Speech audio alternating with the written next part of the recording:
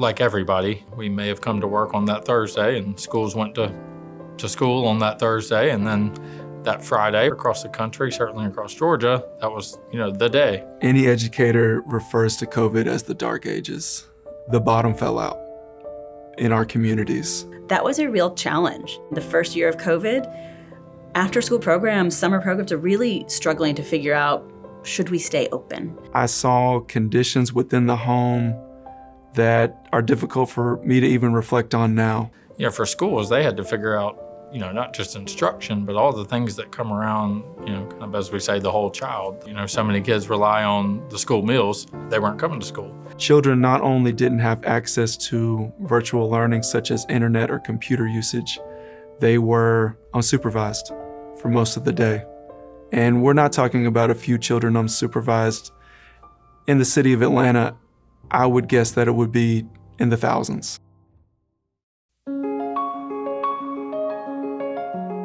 The way that after school and summer programs stepped up during the pandemic is really quite amazing. Programs that are typically open just a couple hours in the after school hours found ways to open their doors full day for the children of hospital workers, for our first responders, and really find ways to have that virtual school for kids who couldn't do virtual school at home. Our kids were falling behind academically, and they were struggling. They were struggling to learn, they were struggling with their mental health. And we were also having a hard time from a human resources perspective, keeping our team staffed. Your YMCAs, your Boys and Girls Clubs, your small programs were doing a ton of work in the pandemic, but really hadn't seen some of those relief dollars. A year after COVID happened, we had had the first couple of rounds of COVID relief funding. The American Recovery Project had very specific money that was 1% set aside for summer programming and 1% set aside for after school. That's how it came, and it came quickly. It was $85 million that was coming to the state for after school and summer. And that's really where Boost was born. The building opportunities for out-of-school time. It is a public-private partnership between the Georgia Department of Education and the Georgia Statewide After-School Network, GSAN. And when you put those two things together, the impact shows what is possible when you have two entities that are committed to the same goal to do something really good for those that matter the most. The Boost part, I hate to say it was easy, but it was easy because we had already had such a great relationship with Georgia Statewide After School Network. We were able to just take the relationship that was already there, touch base, work out through some of the details, and let them run with it.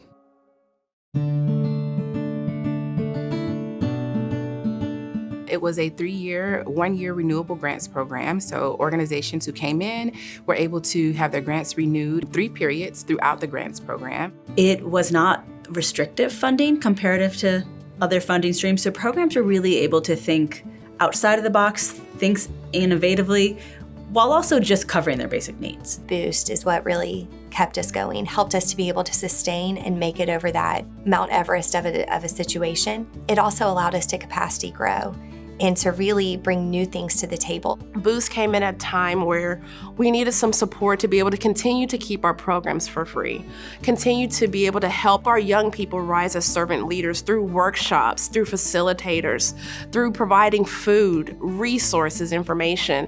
What Boost did as an operational model was provide for large and small youth development organizations to provide quality and important programmings to stand in those gaps.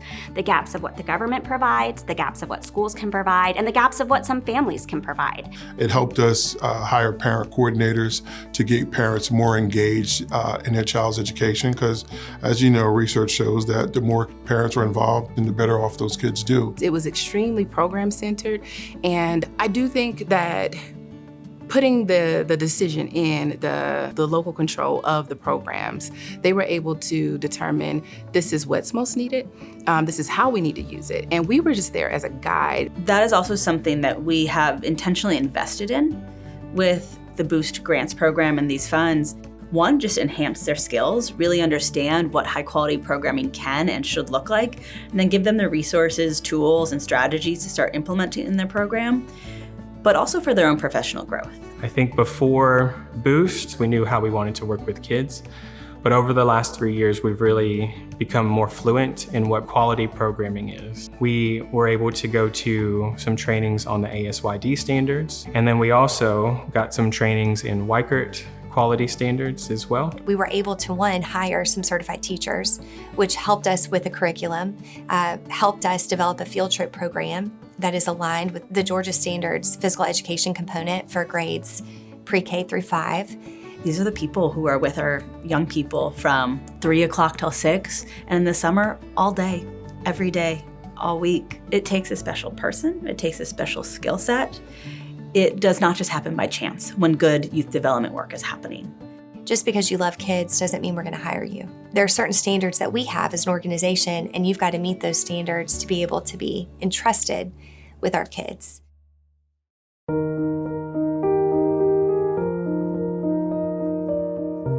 I think at the base, after school is a safe space for kids. Working families have the peace of mind of knowing that they can be in their job, not having to worry about what their kid is doing and where they are. I really prayed to God and I asked God, I said, Lord, I need somewhere to put my child while I go to work and not be, afraid to leave her because, being that a single mom, I don't just leave my child with anyone. I just had a mother tell me a couple weeks ago that she's now able to gain more income because of our program, and it's those kinds of interventions that take a family from an impoverished situation to a more stable one. On a recent survey, 100% of our parents said that their kids going to Agape helped them keep their job or work more hours. We know that there's a very tangible need that we're meeting in that sense, but then once the kids are here, they're also growing and flourishing. And I refuse for my children to sit at home because that's what we did as kids. And my children need to explore things, go different places and see different things. And that's what Agape offers. They know we're safe here. They're somewhere we know where they are and they're not alone. So in 2023, Georgia, we served about 51,000 kids across 62 counties in our state. Our YMCA serves kids from 3 different counties. We have kids that are in foster care, kids that are from 2-parent households, from single-parent households, and they all get to come together and just be kind of the same. They just get to be Y kids as soon as they hit the mat. Agape is just one organization. We serve 205 kids and 119 families, but there are thousands and thousands of kids that don't have an Agape. So families need camp, and the community needs camp, and Camp Twin Lakes and others like us, because we're able to provide medically supported, adaptive programming, quality youth development programming for kids that might not be otherwise available to them in their community.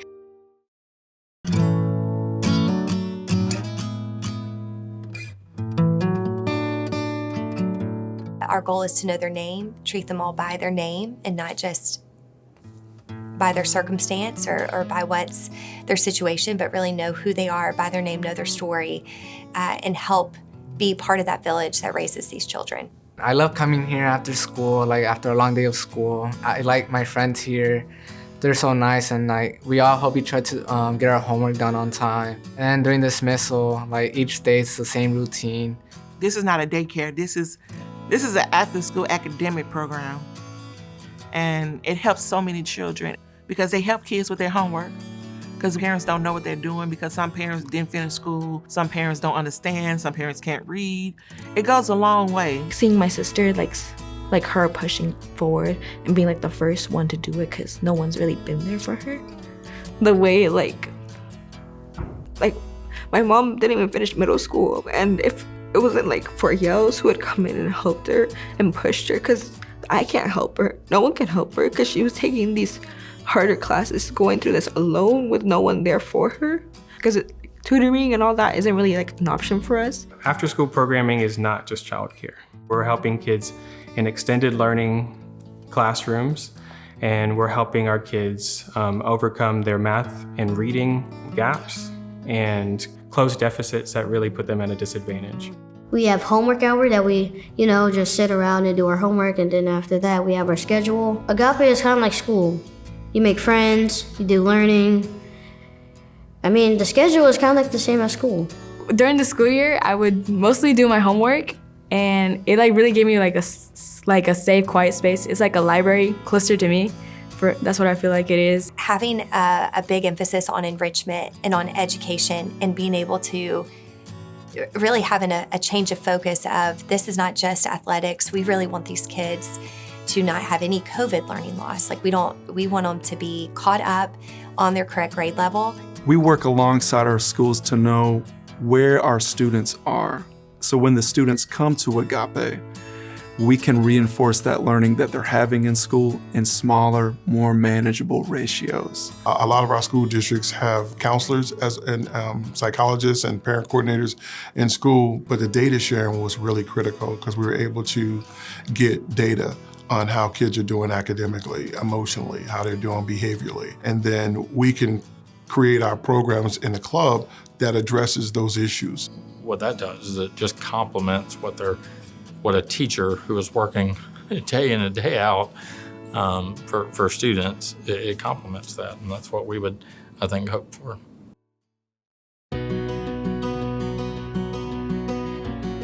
If Agape wasn't like here, I would be like at home playing video games all day, staying up all night, and that's really, I shouldn't do that. Without the education, without all the learning, how are you gonna like be a better self? We often talk about not just the achievement gap, but the opportunity gap.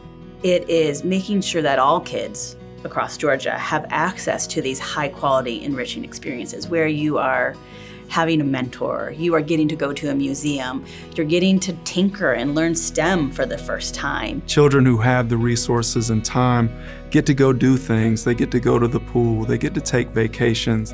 We aim to provide our families with those types of experiences so that their lives too can be enriched. They give you an open mind to explore outside of the circle.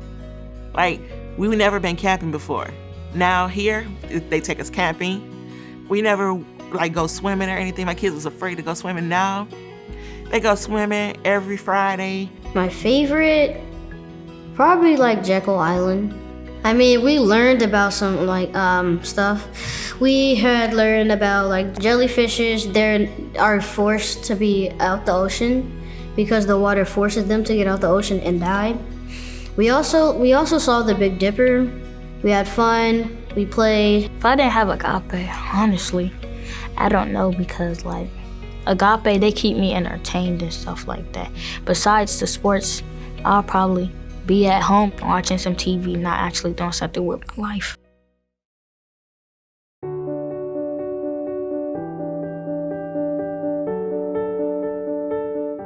But kids also tell me what the club really means to them. And that is a haven, a safe haven for them to come after school, to meet new friends and learn the art of friendship and what it entails, and just be good citizens. Like that's the end goal of Yales, is like everybody to be neighbors with each other and like be kind of friends with each other and like have good and positive and like healthy relationships with each other. Since I started going to Yales, I've noticed that like I've developed a lot of skills. For instance, being patient, right? Because we work with kids from time to time. So you need to be able to be patient in a multitude of situations. They make sure to teach us to pronounce all of our words and to speak clearly and slowly, precisely and concisely. It's not about like just your thoughts and what you're thinking, but you need to be able to actually like say things and have people understand what you're trying to say. So I would say that's very important. Being able to have these soft skills is truly amazing because it's something that not everyone is going to get in life. We even teach them to the little kids downstairs. We teach them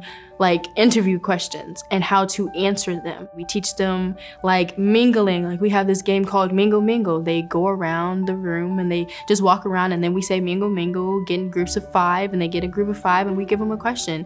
And you know, those are the type of things that we do at Yales.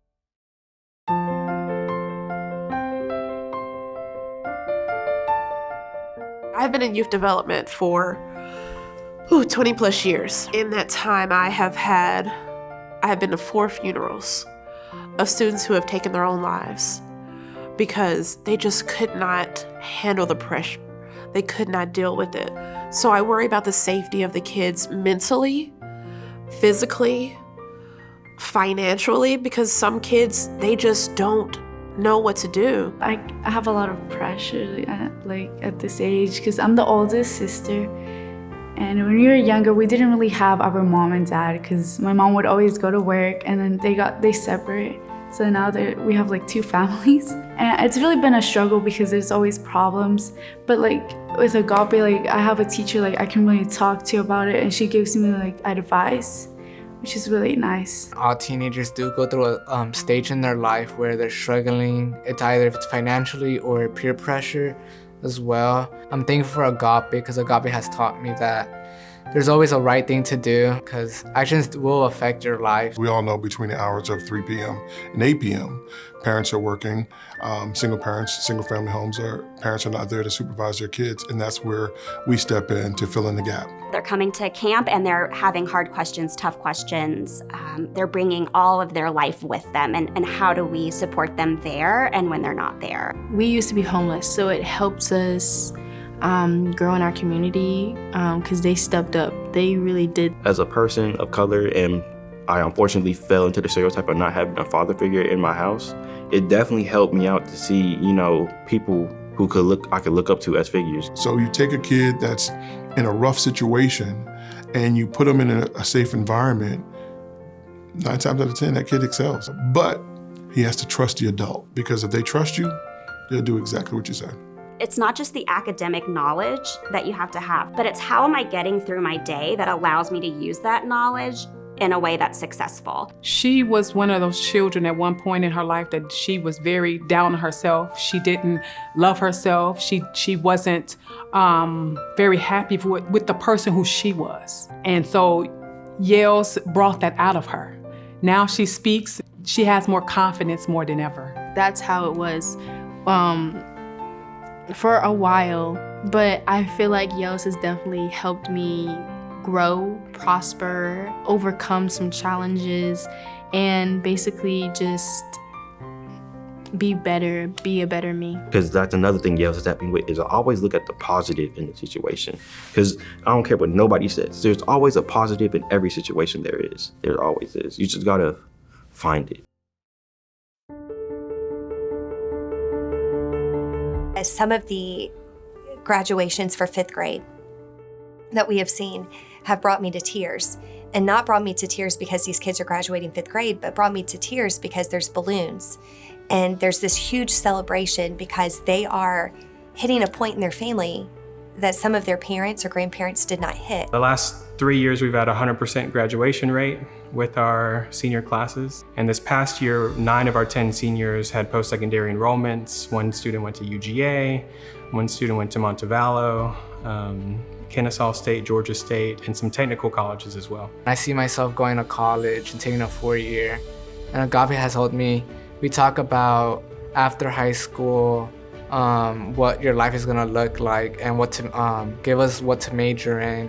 And it just breaks down all the ideas. We go to visit colleges too. So it's like giving me a perspective or like a new world that can possibly be my world in the future. Like we'll go into seeing people out their work and I could like start to think this might be something I'm interested in doing for the rest of my life. I was thinking about being an engineer at first, like a year and a half back. Now that I'm getting older and now that I'm having different thoughts and opinions on things, I realized that I wanted to go to marketing and sales. I'm going to Georgia College this fall, and so I'm gonna be there for hopefully like a year because I want to transfer to end up in UGA because I want to major in chemical engineering.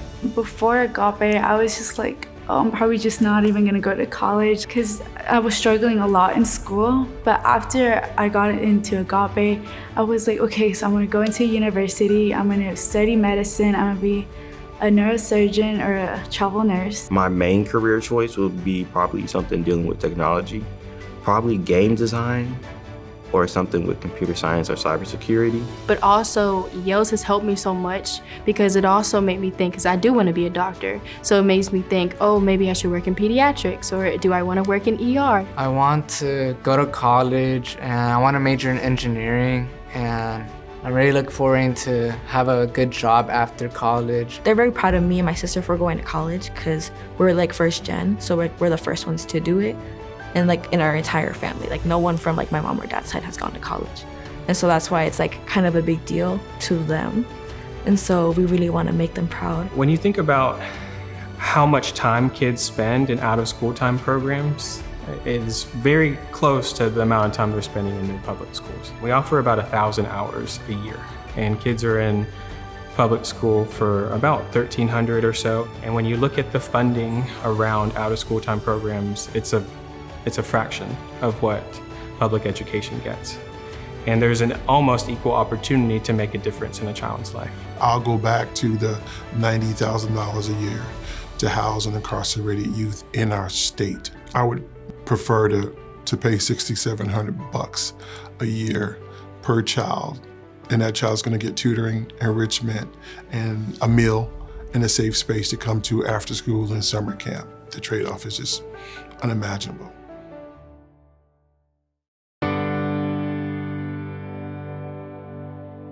We have been so fortunate to have this $85 million for the past 3 years. We have seen innovation like we've never seen before in after school and summer in Georgia, thanks to the Boost funding.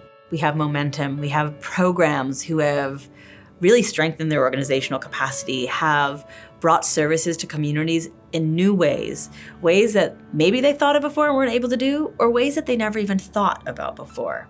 I think certainly anecdotally, you'll hear most people say that it definitely worked.